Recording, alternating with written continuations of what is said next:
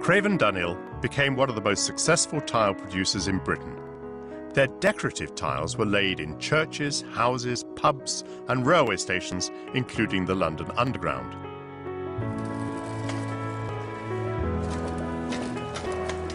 Today, the tiles are made in much the same way as they were in Bradshaw's time. The original process was developed for making buttons, ceramic buttons, and obviously the patent and idea was actually then expanded into other types of products. So what we've got is ground clay. You've got a very large press that presses at about 15 tons total pressure, compressing the clay into a cake that you can actually handle. So you are using a Victorian machine to make tiles? They've never bettered them. At its height, the factory made millions of tiles each year.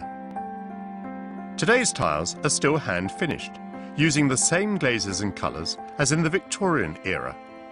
And some look very familiar to me. What you've got here are a number of designs that are actually from the Palace of Westminster. I know that. I spent 20 years surrounded by these tiles. I recognise them. May I take that down? Yes, of course you can. Fabulous.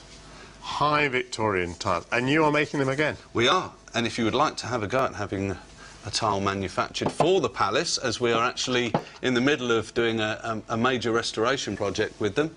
A signed Portillo tile. Signed Portillo tile. These heritage tiles are made by highly skilled craftsmen like Chris Cox. This is a typical palace tile. This is a lion from St Stephen's Hall, which you'll probably be familiar with. Yeah, I've walked on those many, many times. But never had a go at making one, I'm sure. Definitely not. This gives you the opportunity to do that. So our plaster mould sits inside the box. So if you take that, tear off little grape-sized lumps and actually feed them into the pattern there. It's not as easy as it looks. How do you make it stick down? Once you've got one bit started, you're okay. You can come up. I feel like a kid with Play-Doh. It's very hard to do.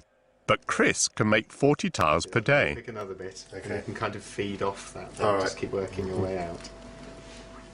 I fear these tiles probably don't come cheap, do they? No, they don't. Not with the amount of work. Of course, in the Victorian period, they weren't particularly cheap either. No. But labour was, so you could afford to have lots of people doing this. Once the pattern is filled in, the mould is topped up with more clay. Straight down in the middle. Fantastic. Having bashed it into shape, Push down. the tile is eased out of its mould. Wow! There it is. The next step is to add the distinctive red glaze that brings out the pattern. This is very satisfying. Once the tile is dried, the excess glaze is scraped off. Beautiful. Chris, I have walked over these countless times and never given them much of a thought, apart from the fact that they were very beautiful. But I had no idea it was such hard work and such craftsmanship. Thank you. It's been a real privilege doing that. You're welcome. Thank you.